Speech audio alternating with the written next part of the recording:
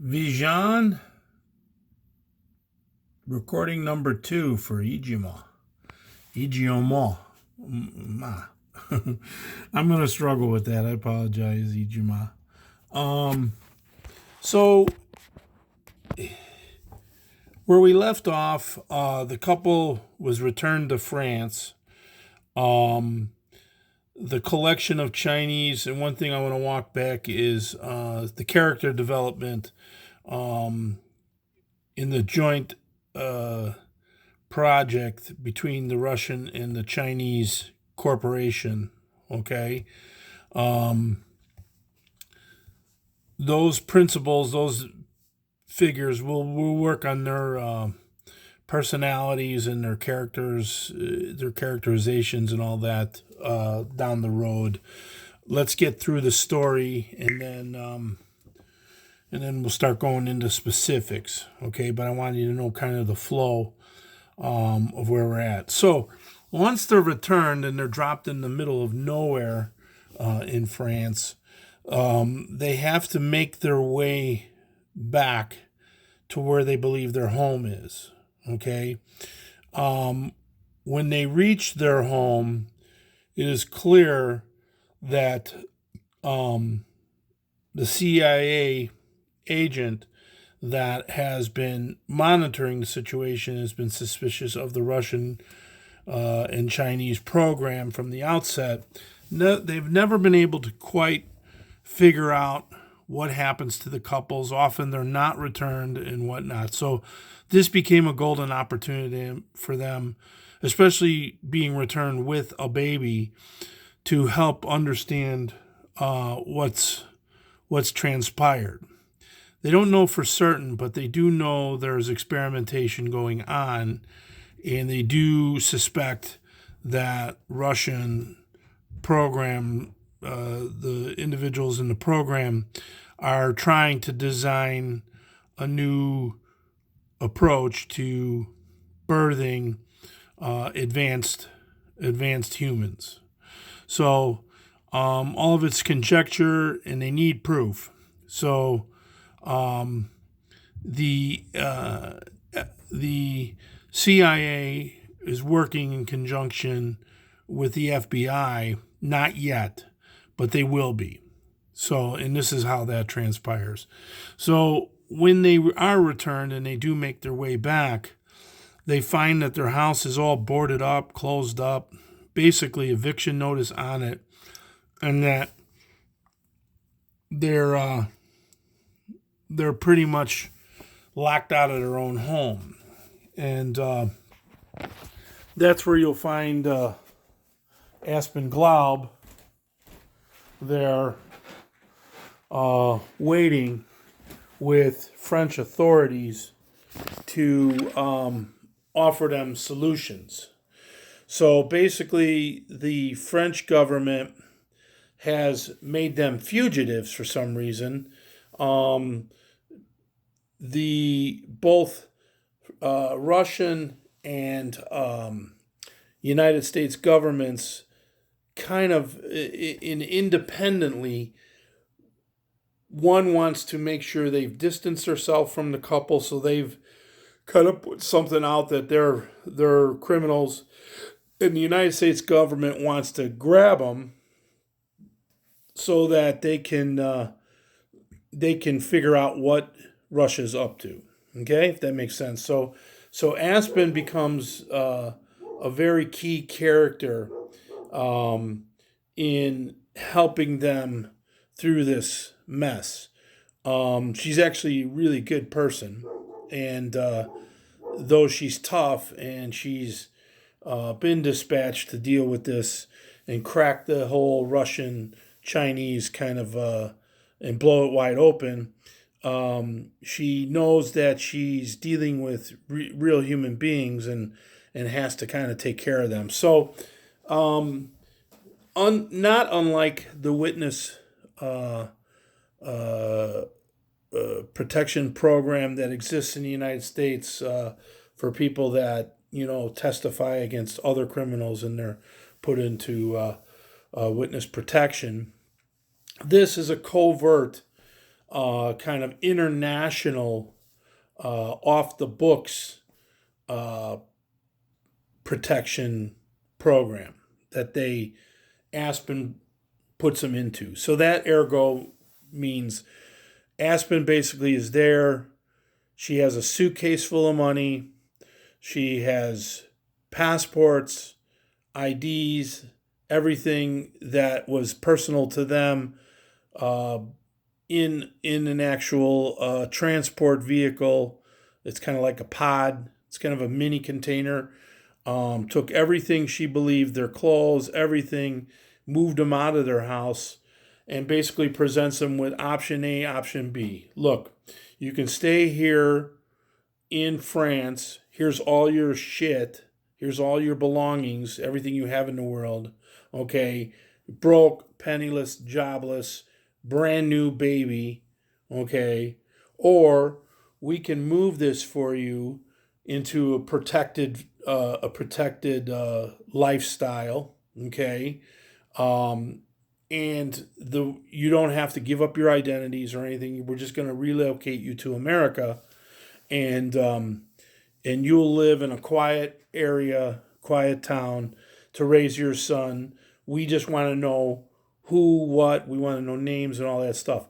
In trade, not only will we give you a new house, 2 new vehicles, we'll set you up with all your furnishing, belongings, everything. Make a list. We got this. And we'll give you this big bag of cash to open your bank account in the United States with, no questions asked on that. Okay? And you could begin. And also similar jobs to what you were doing. Okay? Which ends up being a lie because they don't speak much English and they're from France. So, one is they give them, try to give Lena a job as a French translator, but she struggles with English so much that she can't make it work. So they struggle in this life. Just like most immigrants in this country, they acclimate and they make friends and they figure out, and all the while, then it becomes the FBI's issue. Okay.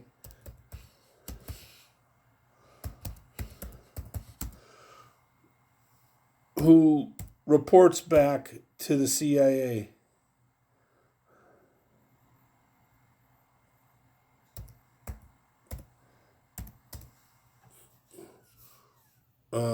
Hold on a second here.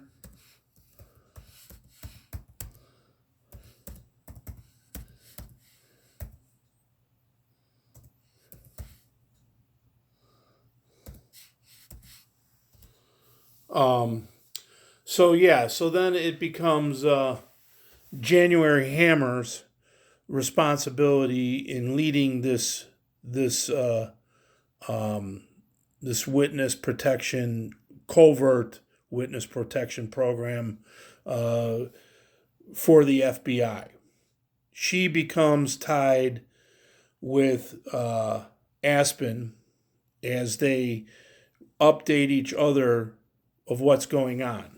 It's insistent of a general, which we haven't figured who that is out yet, that reports directly to the president, that they all work together in, keeping the family safe here and away from the Russians, trying to maintain, they have good intentions in helping them maintain a good lifestyle for their son and bringing him up and raising him in this country.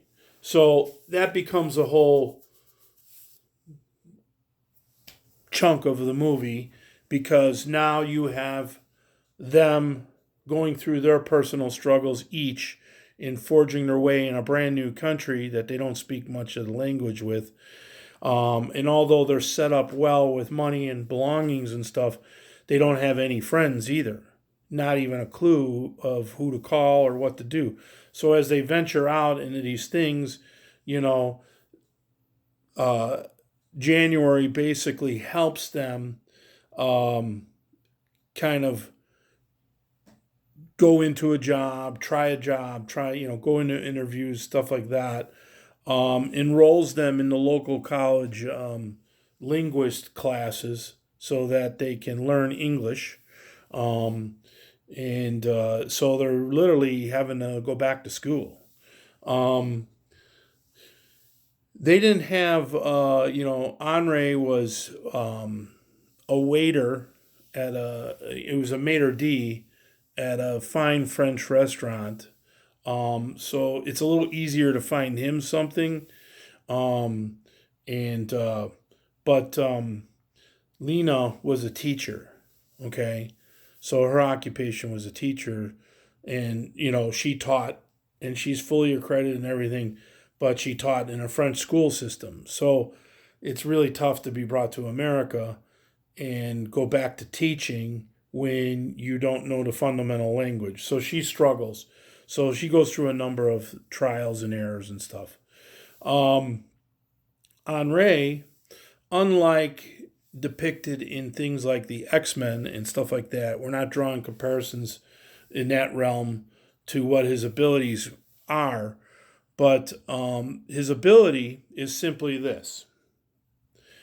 If he makes eye contact with you, okay, and it takes more than just a blink. You can't just you have to be staring directly in each other's eyes for more than say a second.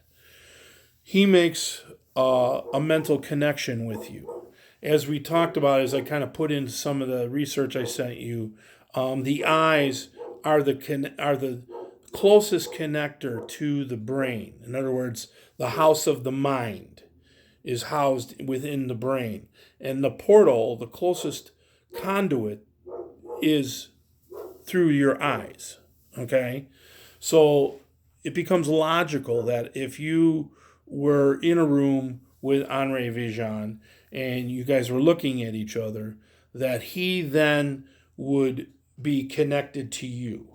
Now, his ability is that, and it comes with baggage or it comes with conditions, his ability, or limitations, we should say, his ability in the outset is that he can ride along with you. In other words, he sees what you see, he doesn't hear what you hear, so he can only see, okay? And then as he grows older, hearing becomes part of it. He gets stronger as he gets older.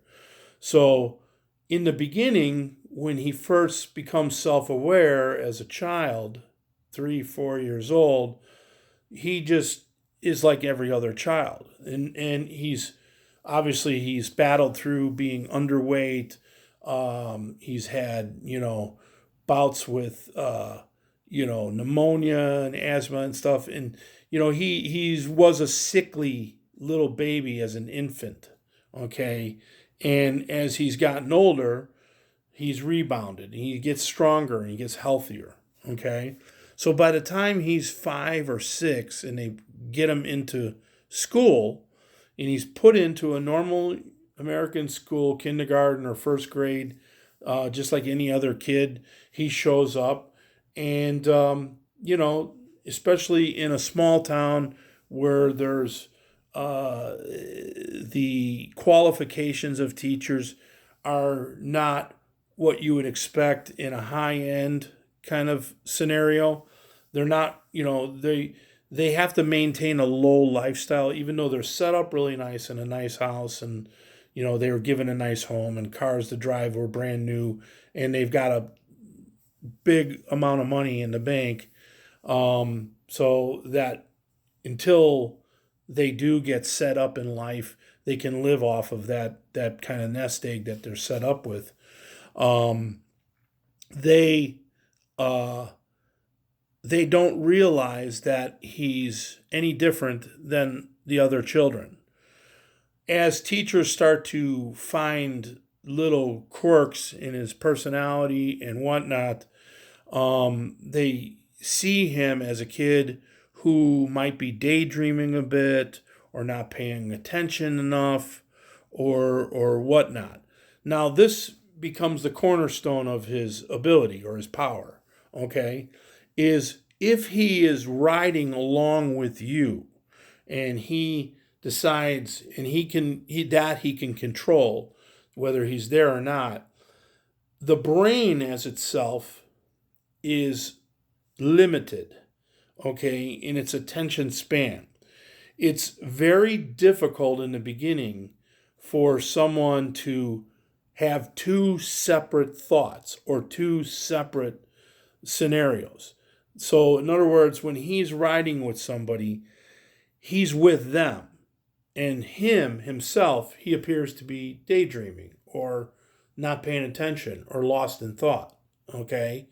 Because he's focused on what you're looking at when he's riding along with you, okay? He can't divide and still be self-aware.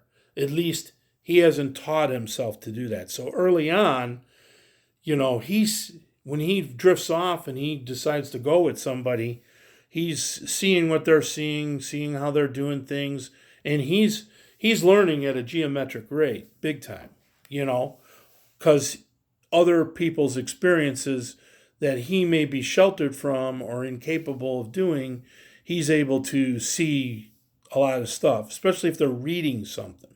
If they're reading a really good book and he notices it and he decides to flip his switch. Now, the other thing is a proximity, okay? In the beginning, he has to be within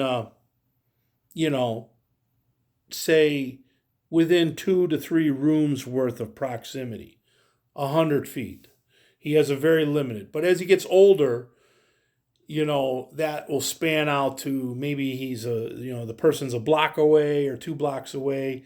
And then eventually as he gets towards puberty and he's going up, he's getting stronger physically, his physical nature and his good health and his lifestyle, because he doesn't drink, he doesn't smoke, he doesn't do anything that impairs his judgment, because he realizes that his brain is his meal ticket. It's his superpower, So he's becomes more and more acute. Of course, he starts reading and learning all that stuff too. So, okay, we're going to take a break, but hopefully that answers some of the questions. Well, no, we'll keep rolling. So, so that becomes interesting in a lot of scenarios in his child life, of what he can and can't do. So he has an uncle in a wheelchair. His name is Martin, and his last name is Barkman, Barkman.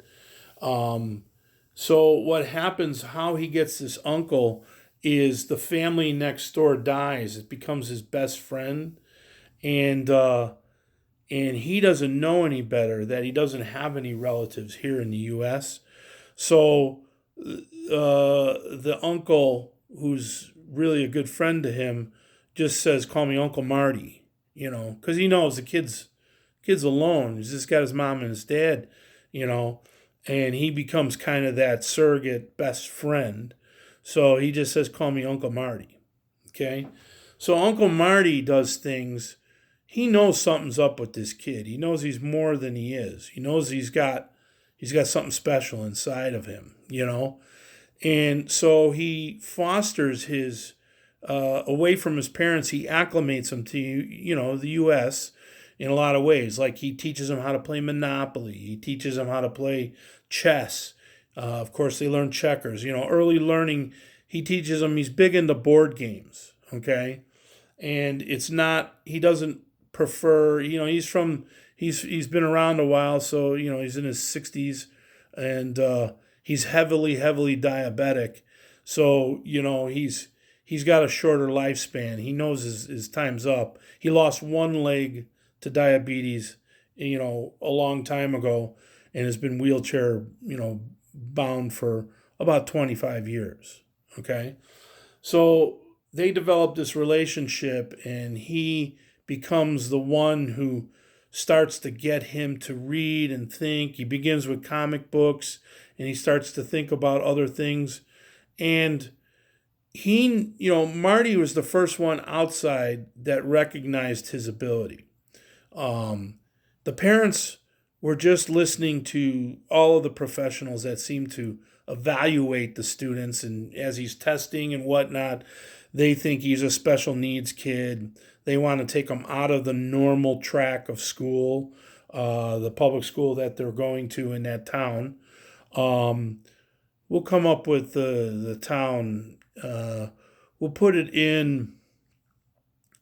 Let's make it Genoa City, Illinois, and it's just outside of Chicago, Illinois. Okay, so Genoa City. Well, let's if we don't like that, then let's consider as an option or alternative um, somewhere outside of Tulsa, Oklahoma. We pick a town in Oklahoma.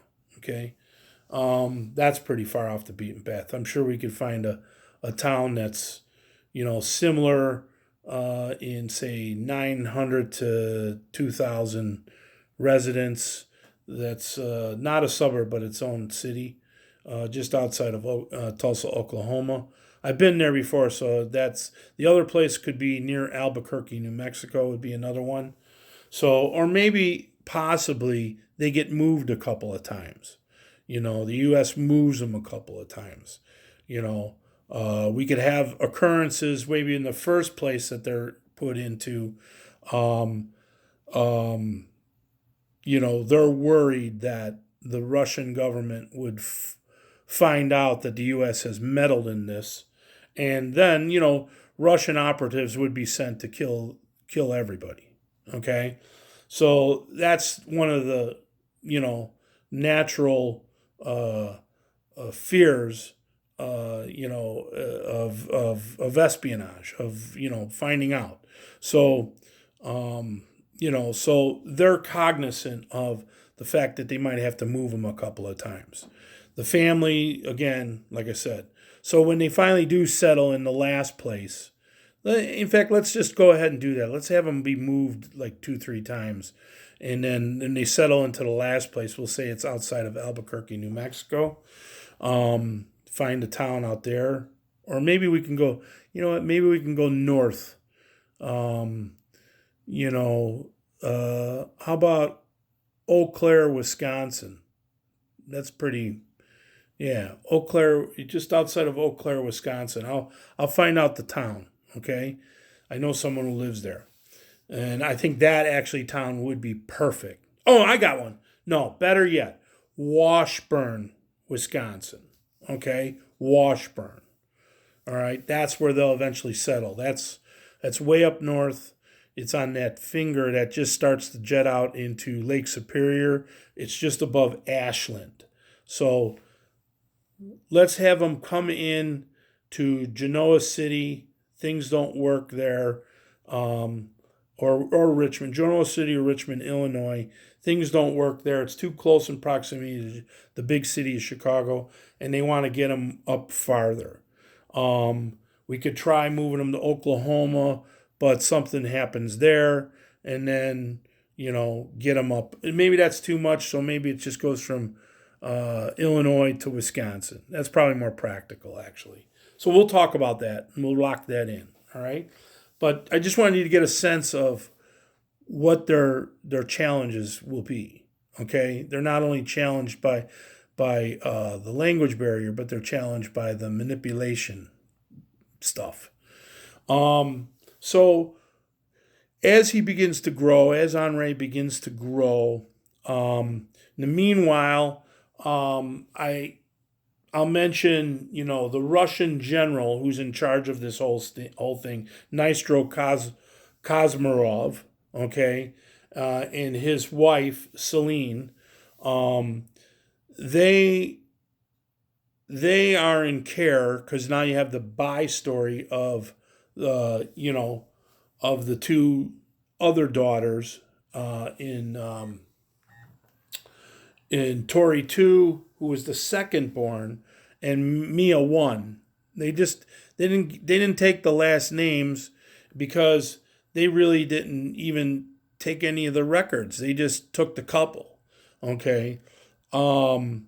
So when they decide to return them, one of the byproducts of this thing is they killed the doctor. Okay, we thought he disappeared, this and that, but we find out later that they just evaporated him. Okay, so they didn't. The doctor's records were hidden. The initial family doctor records, the fertility specialist that they met with that started this whole thing, they've vanished him. All right, but with that, they're you know that's why they didn't know where to drop him in France, because they really didn't know. It was kind of like one of those things where he says, I have a couple for you. They say, okay.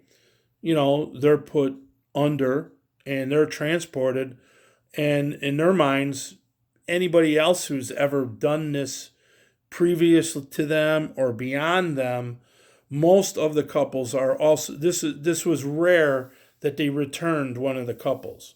The reason they did, we find out later, is Mei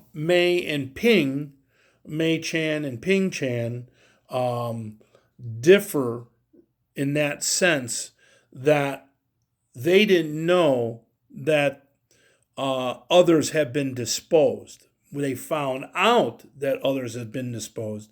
So, the CEO and CSO of Genprom Corp, the Chinese corporation that I mentioned, that is the real science behind this, even though the other two Russian scientists are scientists, they're not specialists in the regard that Mei and Ping are. This is their project from a scientific standpoint. They did the research, they have the knowledge. So once they find out that Russia has only kept two of the babies, okay, and that their intent probably is to discard the mom, dad, and the third baby, the boy, they are the ones who kind of knife in there, so to speak, or intervene and hire their own